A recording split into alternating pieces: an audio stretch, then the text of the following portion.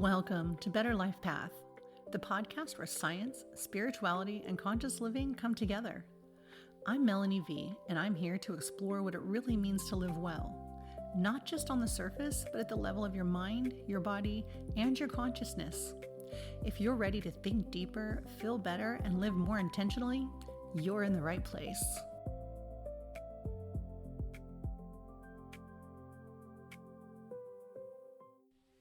Welcome to Better Life Path.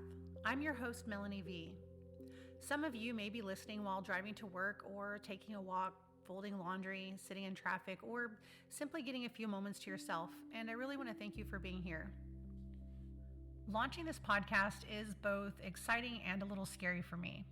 This podcast represents years of personal experiences, lessons learned the hard way, professional development, spiritual growth, and a deep desire to help people improve their quality of life.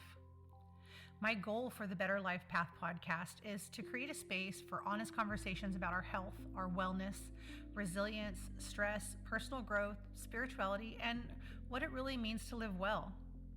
Nobody wants to just survive or get through another day hoping that tomorrow will be better, only to lose faith in that hope as well. Lately, we live in a world that is constantly encouraging us to move faster, to do more, to consume more, to achieve more, and to push harder. And many people are quietly exhausted. From the outside, their lives look successful, with careers, families, responsibilities, and accomplishments, all their shiny little ducks in a pretty little row. But what most people don't see is that on the inside, there can be disconnect, overwhelm, depletion, and loneliness. Have you ever felt this way? Are you feeling this way now? If so, I want you to know that you are absolutely not alone. That's exactly why I wanted this first episode of the podcast to focus on burnout. Today's episode is called Part 1 of Why High Performers Burn Out: Reconnecting the Nervous System for Purpose and Peace. Today I want to talk about what burnout really is, why so many capable and caring people are finding themselves stuck in survival mode, and some practical ways to help people realize that you can have a healthy relationship with stress. Before we get into all of that, I think it's important to give some perspective on why this topic matters so much to me personally, and how I feel that I've been called to do this in the first place.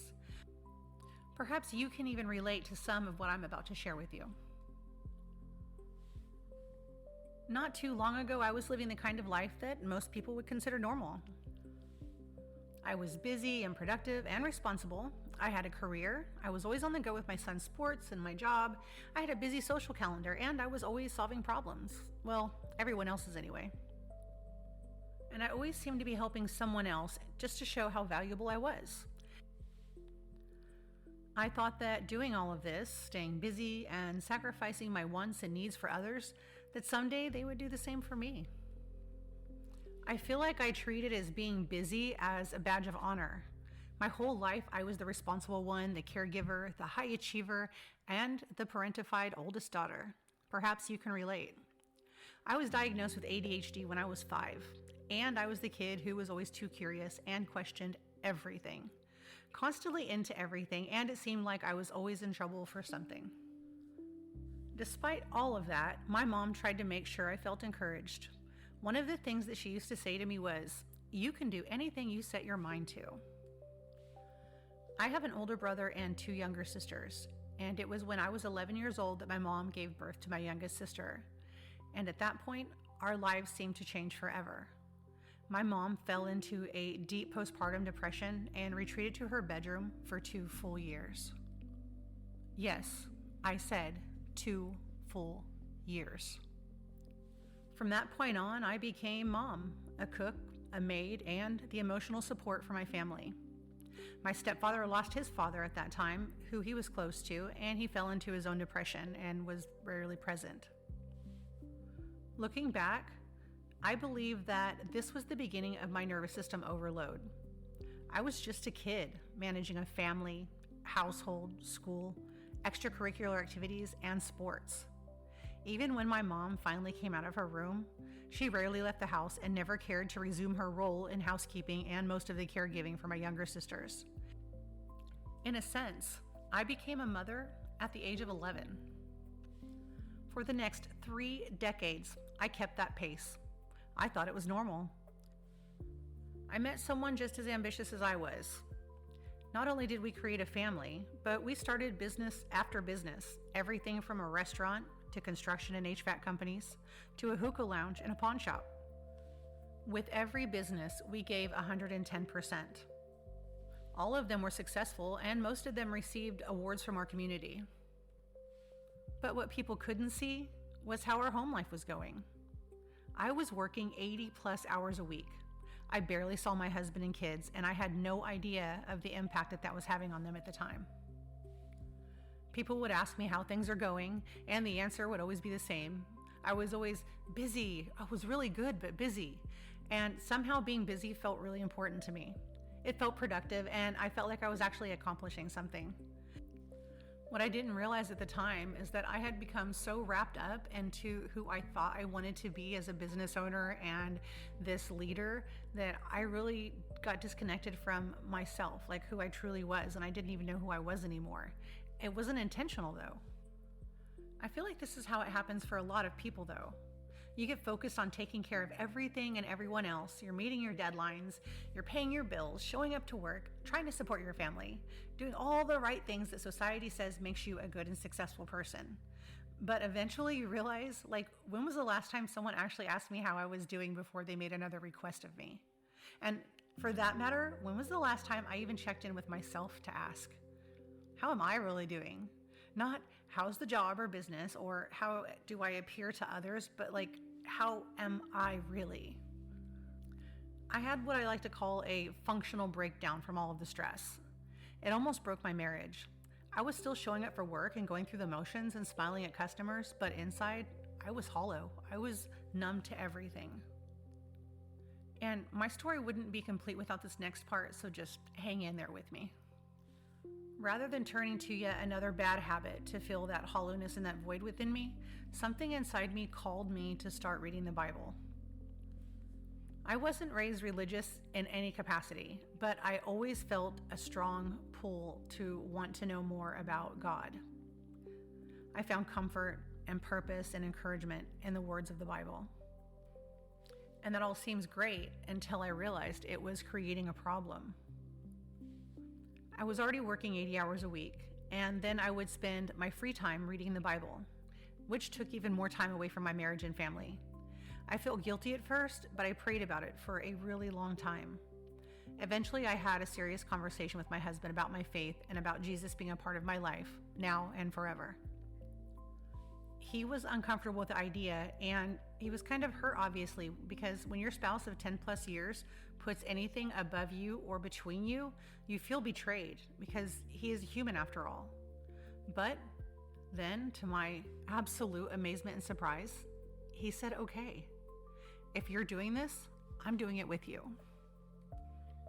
I was surprised and relieved. I loved my husband and I never want to live without him, but I knew that Jesus was going to be a part of my life, whether he felt the same or not.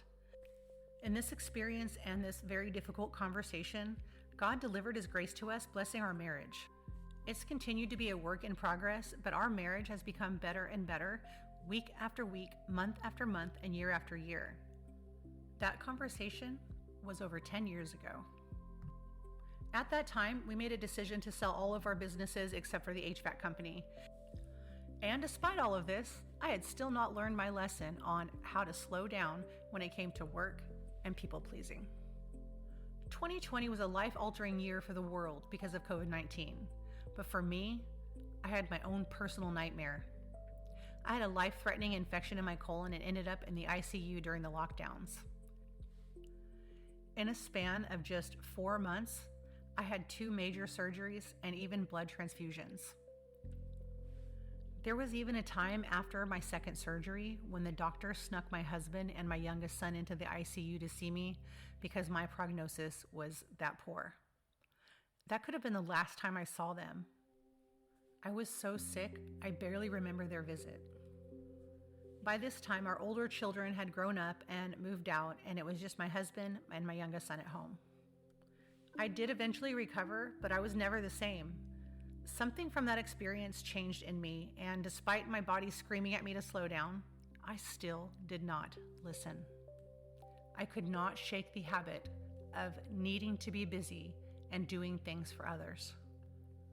Just a few months later, my middle sister passed away. I don't think I even processed it all at the time. I was literally in shock. She was only 37 years old and left behind 3 boys. 2 of them went to live with their father, and my amazing brother adopted the 3rd. I threw myself back into work as soon as I could, managing my own company while also taking another job managing another large company. My body was screaming at me to slow down. I was in constant pain. I had constant systemic inflammation, and my face was always puffy. I never felt as if I had enough sleep, but I kept going anyway. I was very successful in my position at the other company, but the more I did, the more they kept demanding from me. Eventually, I went to management and I asked for more compensation for my performance, which had contributed greatly to their success. But they said it wasn't in their budget at the time. I went home that night and something in me literally just snapped. I felt like my entire system just shut down, and no matter what I did, I could not make myself go back to that job. So I didn't. The people pleaser in me felt so guilty. I felt I'd let everyone down, my employees, my clients, and my family. I just couldn't do it anymore. And only a week after I quit my job, I got another devastating blow. My mom died. This turned my burnout into a full-blown mental breakdown, compounded by grief, stress, and guilt. I isolated myself. I withdrew from everyone and everything except my house and necessary outings like errands and my son's school sports events. Through it all, though, my husband was there, and even though he didn't know how to help or support me, he did try. Going through experiences like this changes your perspective. At least it did for me. I began asking myself some deeper questions. What really matters? What am I really chasing? What am I sacrificing in the process?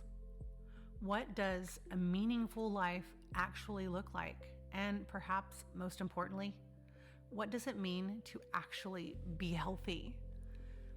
Before that experience, if someone had asked me about health, I probably would have talked about, diet and exercise and weight and medical tests and physical symptoms. Living through all of this, though, really helped me to expand my understanding of what it truly means to live a healthy life. I began to look at health as something that wasn't just physical. True health is emotional, mental, relational, and absolutely spiritual. It's having the ability to recognize and adapt, to recover and connect, to find meaning and then try to experience joy, whatever that means for you. All of these realizations eventually led me down a path of studying integrative wellness, stress, physiology, nervous system regulation, meditation, spirituality, and many factors that contribute to human flourishing. As part of my spiritual journey, I decided to go to Bible school and received a bachelor's degree in biblical ministry.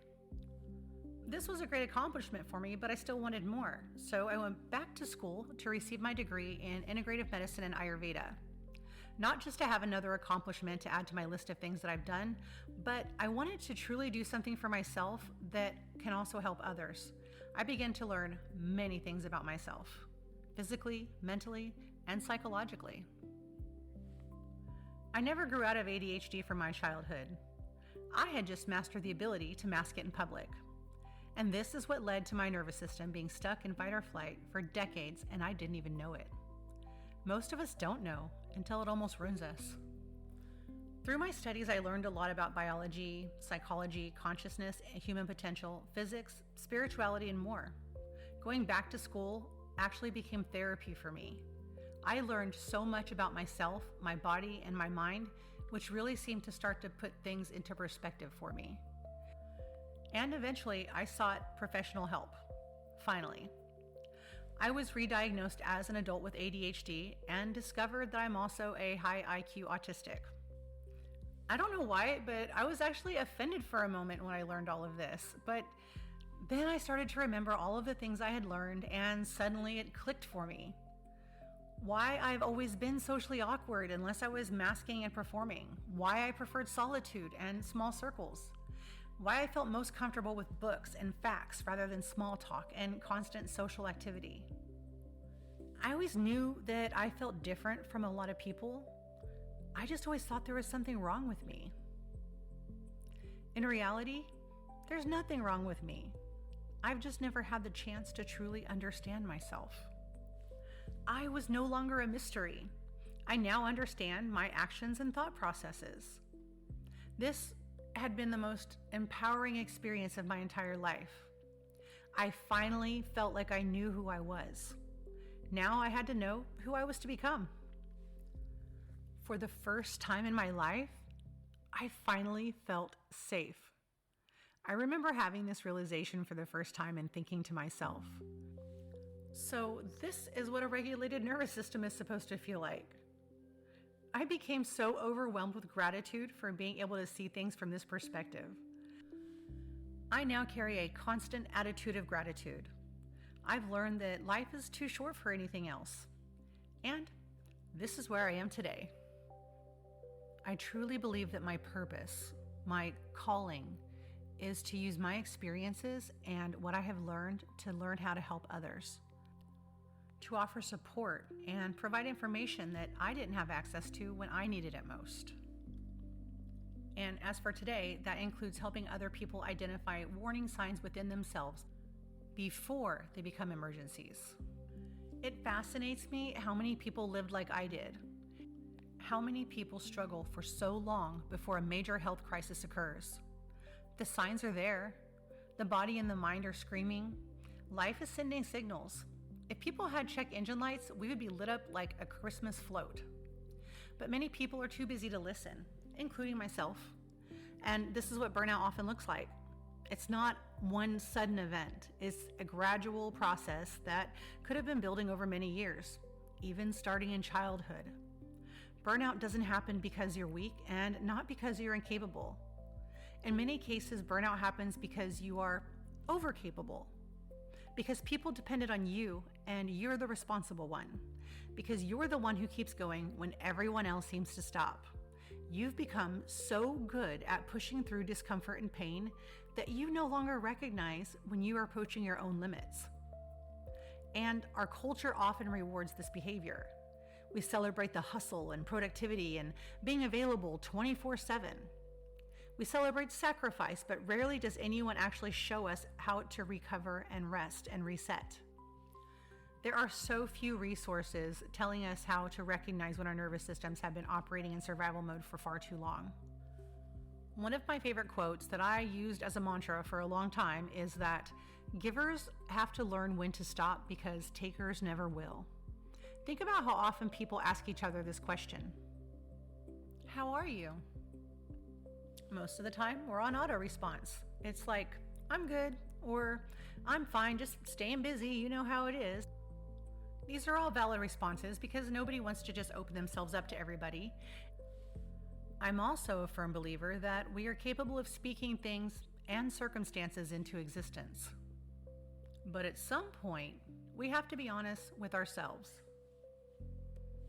We rarely stop long enough to answer honestly, and sometimes we don't even know what the honest answer would be. We become disconnected from our own internal experience.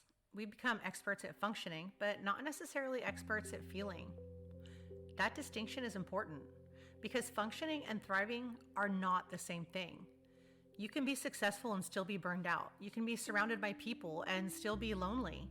You can be busy and still be completely unfulfilled. Many people spend years living in that space, just like I did, like you could be doing right now. And because we continue functioning, everyone just assumes we're doing okay. We even convince ourselves that we're fine. We've never asked for help before, and why would we start now? Until one day, our body says otherwise, or a relationship says otherwise, or a major life event forces you to pause and reevaluate. The truth is that our bodies are constantly communicating with us. It can feel like fatigue, tension, poor sleep, digestive issues, and it can even include a feeling of dread at the thought of things you once loved. And we can also chalk it up to anxiety or hormones, especially for women, because that's what so many of our providers are telling us. But we know that underneath it all is a growing sense that something still feels off. These are messages from our own bodies and systems that we've been taught to ignore. And the sooner we learn to listen, the better our chances are going to be of creating meaningful change before a crisis jumps in and forces us to. Let's talk a little bit about why this all happens, because understanding the problem is often the first step towards solving it. One of the most important things that I've learned is that the human body is incredibly intelligent. Your body is always paying attention. It is constantly scanning your environment and asking a simple question: am I safe? Most of us think that stress is purely psychological. We think that stress is something that happens in our minds. But stress is actually a full body experience. When your brain perceives a threat, whether it's a dangerous situation, financial pressure, relationship conflict, health concerns, work deadlines, or even an overwhelming schedule, it activates a survival response. And this is what we call fight or flight response system. This response is designed to protect us. It's not a flaw or a malfunction. It's a hardwired program that protects us from the threat of predators or dangerous situations. It's one of the reasons humans have survived for thousands of years. The problem is that our nervous systems were only really equipped to handle short-term stressors. A threat appears, we respond, and the threat passes. And then we recover. But today, many of the threats that we experience don't just go away. It's not like we ran away from a predator and now we're just safely back at our cave. That email is still waiting to be sent. The bills still need to be paid this month. Family issues are still unresolved. The uncertainty remains and pressure builds. Because the stress never truly ends, many people never fully recover. Their bodies become accustomed to operating in a state of heightened alertness, and their nervous systems become stuck at full throttle. I think many people have become so accustomed to stress that they don't even realize how stressed they actually are. It becomes their baseline. They've either forgotten what calm feels like, or like in my case, I never knew what it felt like in the first place. Because it either begins at a young age or could happen gradually, people don't recognize it's happening until something finally gets their attention, something big. Let's talk about some of the signs that you could be living in a chronic stress burnout without fully realizing it yourself. The first sign is usually exhaustion that does not improve with rest. You can sleep, take a day off, you can try to relax, but you still feel depleted. This can look like not being able to sleep at night, but then falling asleep during the day while you should be awake doing other things. And this is where a lot of people become overly dependent on caffeine or other types of stimulants. The second sign is irritability. Small things that normally wouldn't bother you suddenly feel overwhelming. You find yourself reacting more intensely than you used to. You feel guilty for snapping at your spouse, children, or coworkers. And sometimes you don't even recognize yourself in those reactions. The third sign is brain fog.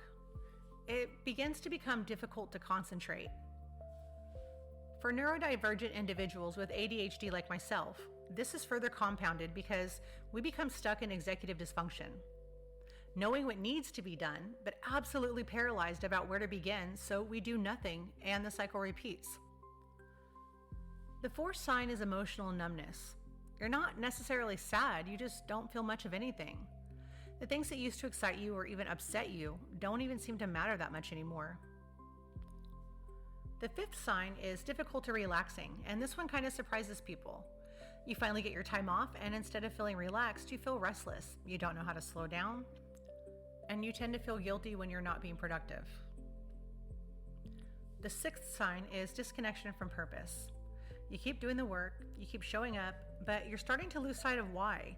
Why am I even still trying, and what is the point of any of this? The seventh sign is feeling like you're constantly behind. Like no matter how much you accomplish, it never feels like enough. If any of these resonated with you, just know that you're not alone.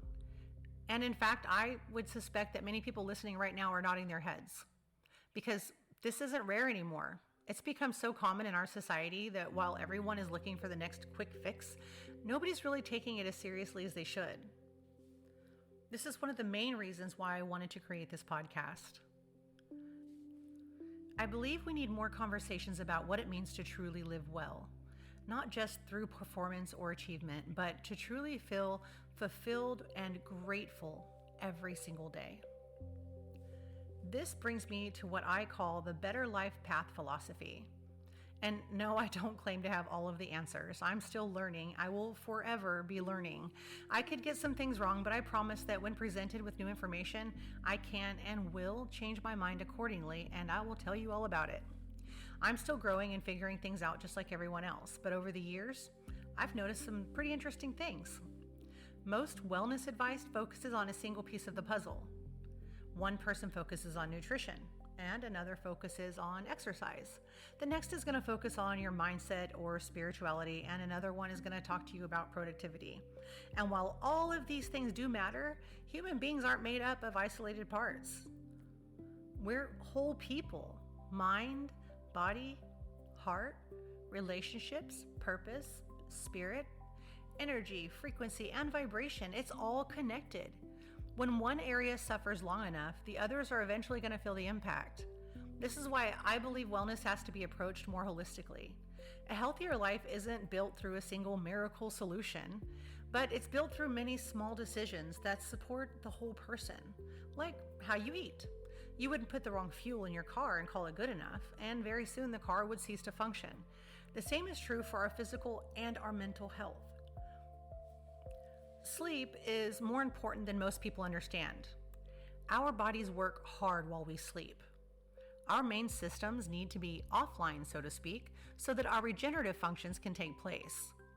Movement is good for both our bodies and our minds. When we engage in movement, our muscles produce a signal that can reduce stress. Being aware of how we think and how we speak has a massive impact on our health. Our bodies listen to every word we say. When we say, "I am," what follows that has a great potential to manifest. Instead of saying, "Oh, I am so exhausted," how about saying, "I think I need a little more rest"? Be careful what comes after the words "I am." Some follow it with words like sick, tired, stressed, angry, broke, or even frustrated. And while all those may in fact be your truth, they can be changed. Another thing my mom used to say is, if you don't have anything nice to say, then keep it to yourself. And this practice isn't only good social advice, but it's also very important to apply it to yourself and how you talk to yourself and about yourself. Taking time to identify your stress triggers is also really important. Pay attention to how you spend your time and who you spend your time with. Do those activities and people really further your growth and your healthy mindset? Or could they actually be part of the problem? What meaning do you assign to your experiences? Do you identify with your trauma, your conditions, or your situation? Let's try to change that identity to the belief that those experiences may have helped to shape who you are today in terms of experience, but they are not who you are. What you tell yourself and how you treat yourself and what you feel that you deserve for yourself all matter very much. One of the most profound realizations I've had is that healing and growth rarely happen in dramatic moments.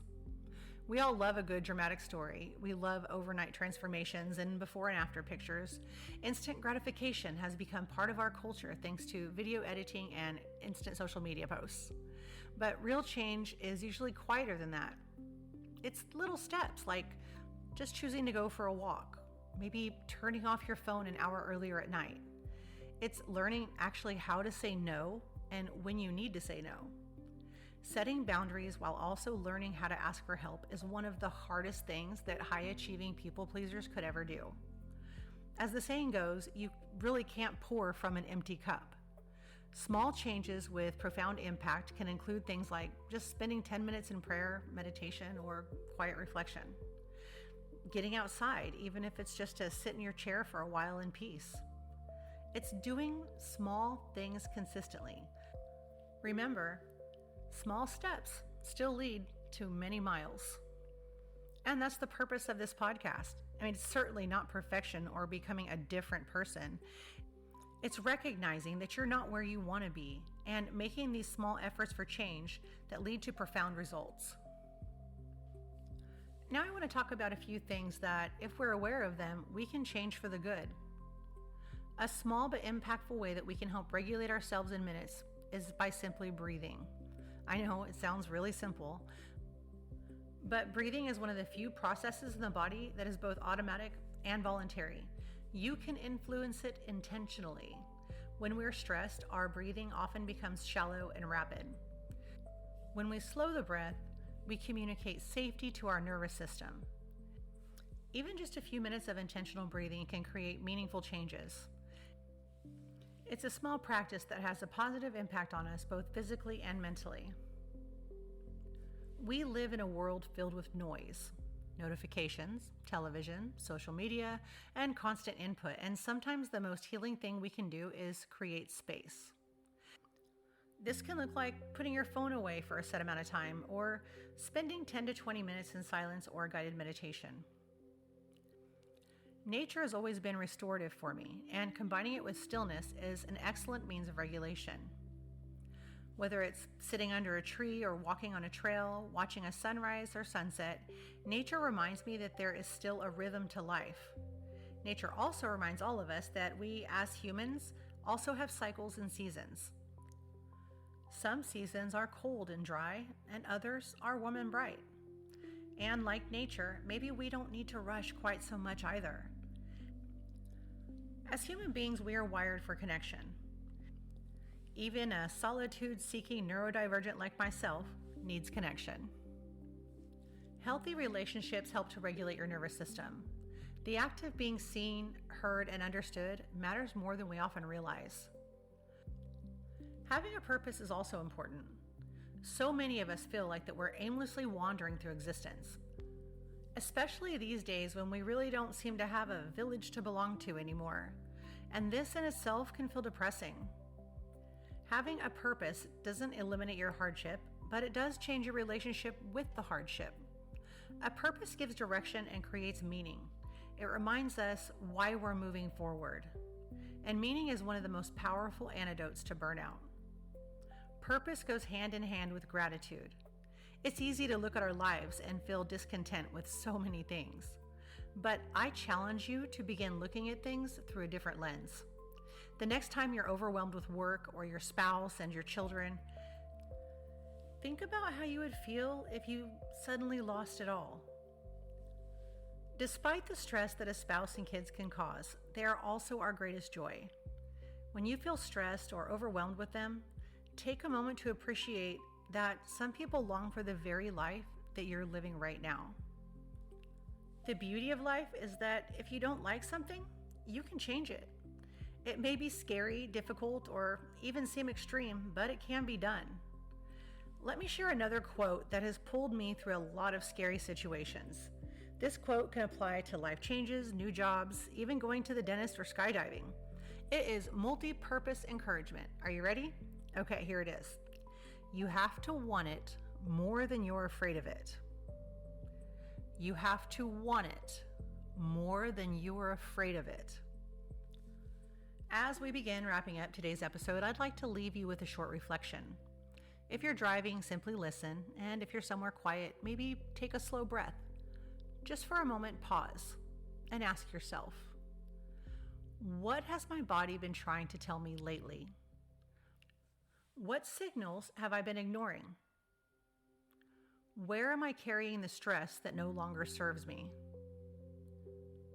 What is currently draining my energy? What is restoring my energy? Have I been living intentionally, or am I simply reacting to whatever comes next? What would it look like to offer myself the same compassion that I so freely offer to others? Or to finally set boundaries that allow me to put myself first? And perhaps most importantly, What is one small step I can take this week toward a healthier, more meaningful life? Nothing dramatic, not a full-blown reinvention, just one little step, one choice, one action. Lasting change isn't built overnight. It's built one decision at a time, one day at a time, one step at a time. Drop by drop, you refill your cup. Thank you for joining me today for this first episode of Better Life Path. Launching this podcast feels like opening up my front door and inviting people inside. I've shared experiences today that some of the people closest to me have never heard before. But it's exciting and meaningful, and yeah, it's still a little vulnerable. But I wanted to share it more than I was afraid of it, and I'm so grateful that you're here. This was a small introduction into my experiences and how I became somebody who wanted to help others by overcoming my own obstacles. In the future, this podcast will focus on specific topics and discussions grounded in scientific and philosophical frameworks.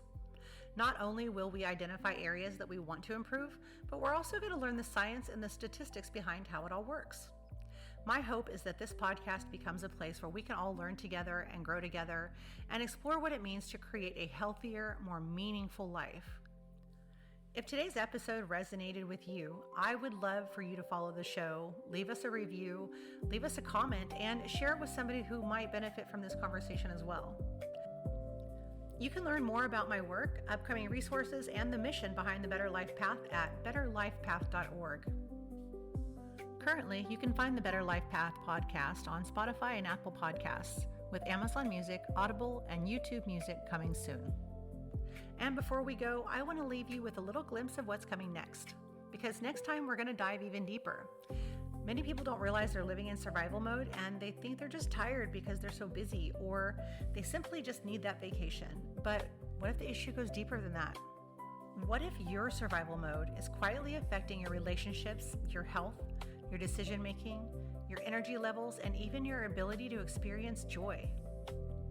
In our next episode, we're going to explore the hidden costs of living in survival mode. We'll uncover how chronic stress reshapes the way we think, feel, and interact with the world, and most importantly, what we can do to break free from it. A better life isn't built in a single breakthrough moment. It's built through intentional choices, repeated day after day. I'm Melanie Vee. Thank you for listening, and I'll see you on the next episode of Better Life Path.